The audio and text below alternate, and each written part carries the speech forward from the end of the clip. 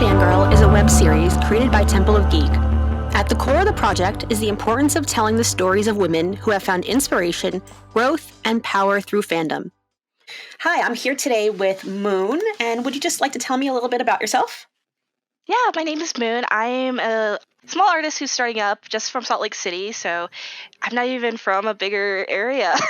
I run a small little business called Certified Simp. I just thought it was kind of a funny name, but being in nerdy fandoms, you could consider yourself a simp for a character or two. Absolutely. People are definitely embracing that term now. I definitely applied to have it registered under that name, and I did not think it would get accepted, but it did, so we're here. And it kind of goes along with the theme of the podcast, I guess, because simp and fangirl, they kind of have a little bit of a similarity. When you hear the term fangirl, what do you think about?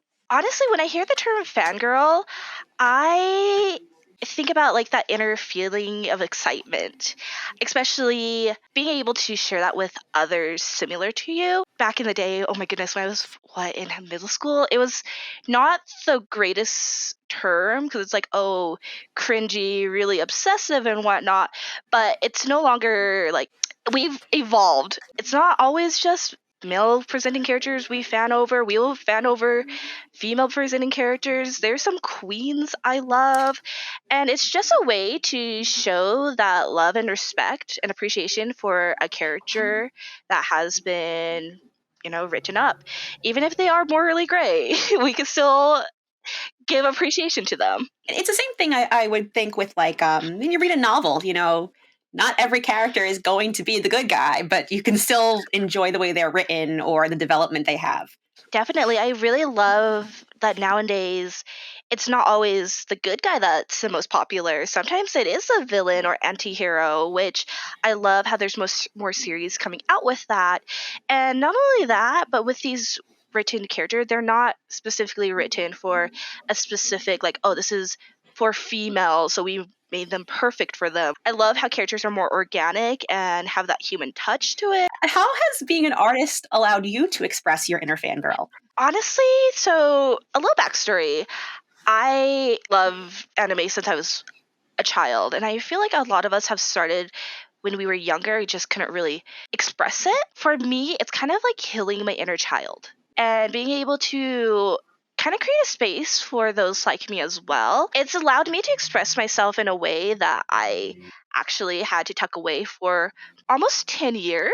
Instead of pursuing art, I really kind of made myself a different person where I don't know what anime is. Star Trek, what's that? And every time people would talk about it, I would just be like, I don't know. And it's really sad because that's how I was connecting with people, because they would introduce me to these things. And I was like, of course I knew you'd like that character. And I'm like, what does that mean? It got to the point where I was like, you know what? Instead of hiding it, it's better just to display it now, because let me tell you why I love this character. Like, you're not going to tell me why I love this character. I'm going to tell you why. So it's that sense of empowerment, and then meeting those like me, we could just share that excitement. Then when you meet others who kind of assume they know why, they are a little taken back because you have that much knowledge and passion. So honestly, don't hide your interests. Don't hide who you are. Be proud. Even if it was really hard back in the day, times have changed. And especially, when you're young, everybody is just riddled with insecurities when you're young. You don't want to express the true side of you. So I think that that's kind of a universal experience, especially teenage girls. I think we all go through that. Yes. Where everyone was liking those pop stars. And I'm over here like, let me like my DC Marvel movies, please. Which I think it's awesome nowadays that, you have, it's not just the male-centric Marvel movies. You have Captain Marvel and Miss Marvel and Scarlet Witch. Like, you have these female characters that little girls can look up to, which I think is really cool. Definitely. And it's really fascinating because they are also flawed.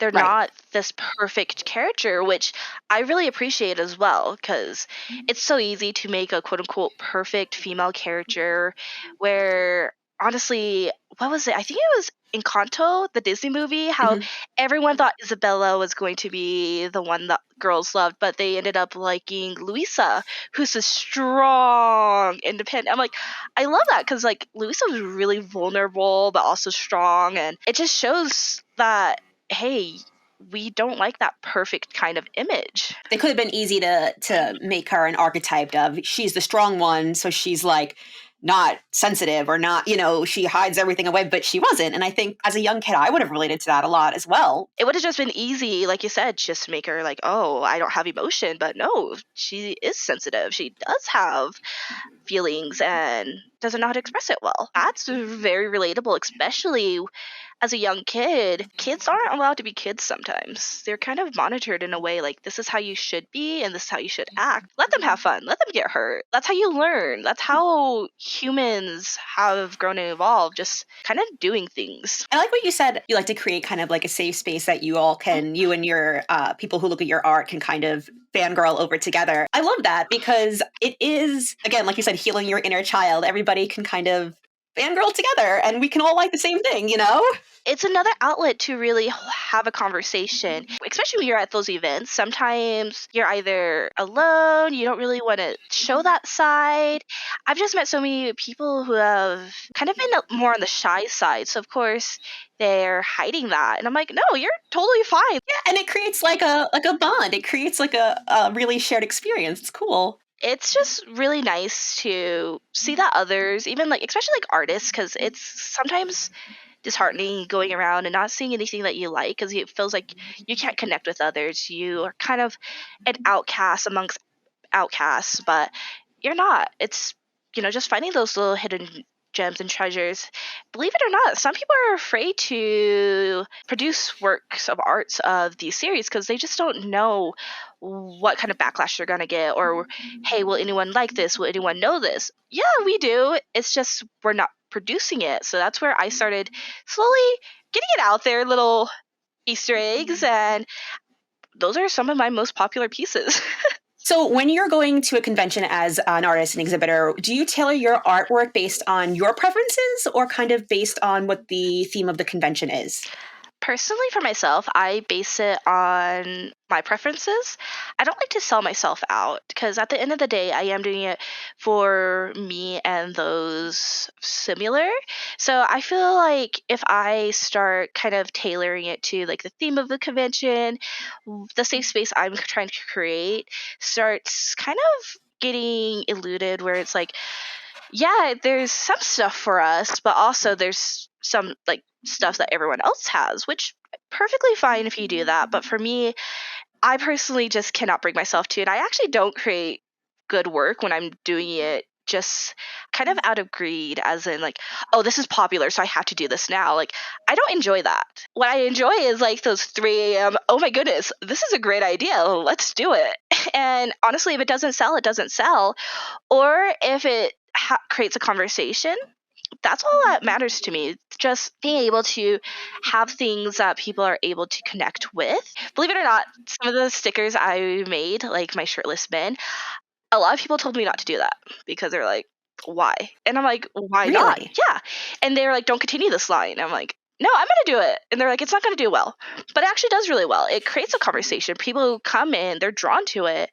And I mean, to be fair, you see like lewd females all the time. There's nothing wrong being shirtless. Creating that conversation as well, like, it's okay. I know people like this. I like this. That's where I'm like, I'm not going to listen to you guys because obviously you guys are just trying to like fit me in that mold. Just because, I am creating a safe space doesn't mean I need to be completely PG. Some things are more adult things, but we don't have to go back to being children again where it's like, oh my goodness, he's shirtless. I'm like, it's fine. That's a human body. When you have people around you kind of discouraging you from pursuing the artwork that you feel passionate about, how do you find it within yourself to say, no, this is what I love and I'm going to do it anyway? Honestly, it is very discouraging, but at the same time, I want to just prove to myself that my ideas are valid, because never think you don't have a valid idea. Like I said, it might not be successful in the way you hope or anticipate, but there's different ways to gauge success.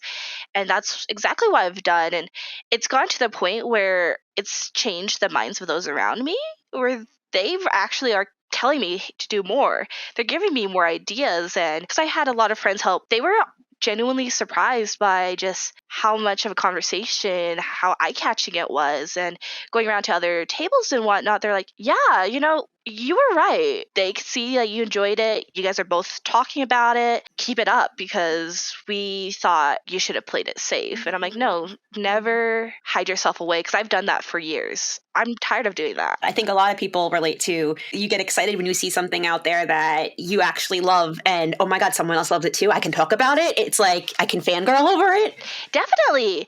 And that's the most enjoying part about it. It's so fun, especially exchanging those socials, really connecting with people, and just making people's days. Because sometimes that's all they need is someone to also relate to them on that basis. Like, wow, we're in the same boat. I'm like, yeah, we are. You are. We're all in the same boat here. Do you feel like embracing your inner fangirl has changed your life? Oh, definitely. Like I said, for like over 10 years, I hid that away. I was someone who I really am not. It has changed my life significantly, as in I started my business. It's been not even a full year. I'm attending out-of-state conventions, which is huge, because normally some people, you want to play it safe. I'm like, no, I want to go meet people.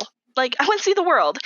I've met so many communities, so many people, just connecting. I'm no longer ashamed to carry and eat a bag around. I used to kind of cringe at that, like, oh, how could you do that? Not because it's like, oh, gross or disgusting, but because me personally, I'm like, I cannot tell you I'm a weeb.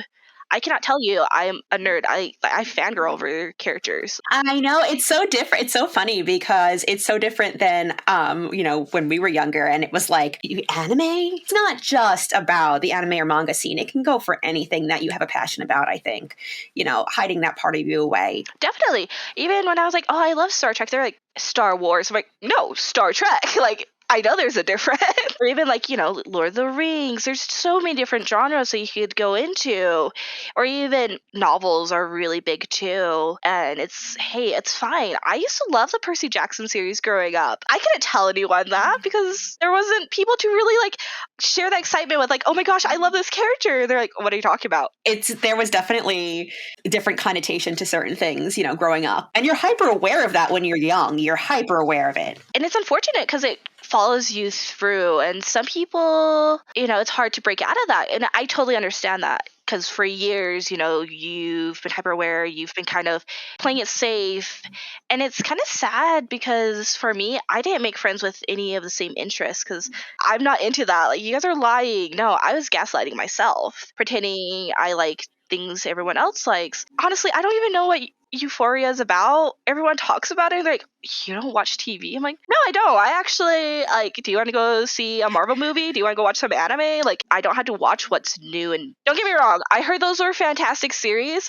I have One Piece to catch up on. Just because it's something that's necessarily trending doesn't mean it's always something that you want to get into. And it's totally fine. There's different fandoms for things. I used to be part of the trending things. I was Team Jacob when Jacob was out for Twilight. That is really all about being a fangirl, is that love of something that you can share with other people. Definitely. Or like for Harry Potter, it's like, what house are you a part of? Like, it's so fun because then you really dive deeper into it. And not only that, it's kind of a gateway into others. So when you find those people that you're able to connect with, even if you don't necessarily keep liking the same things, there's always going to be more cross sections.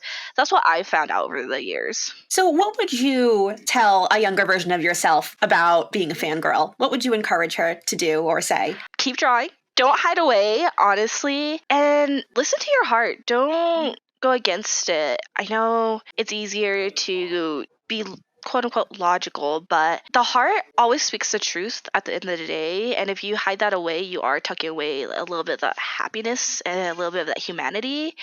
And you don't have to please everyone in life. Be true, be you. I mean, girlie, your name's Moon. I don't know what else to tell you. I love that. I feel like I didn't know you when you were young, but I feel like if somebody had come up to me and said something like that, I'd be like, you know what? You're right. All about the positive reinforcement, right? Definitely. And that's honestly what we need these days, just that validation. Not saying like you need validation, but sometimes it is nice to have that validation, especially when it comes to fangirling. Like, Hey, I will fangirl with you. Don't be embarrassed. Yeah. Give me a day or two. Let me get into this. It might not be the same character, but like we could duke it out. I could like your rival. I love that so much. Well, thank you for taking the time to talk with me today and give me your experiences. And I really, really do appreciate it. I appreciate having the opportunity and for you to reach out. I have a link tree that's linked on all my pages, so that will take you anywhere. If you want to see my messy account, definitely go check it out. Go definitely check it out. Again, thank you so much, Moon. I really appreciate you taking time to talk with me today. I appreciate this opportunity. Thank you so much. And honestly, keeping true, keeping you.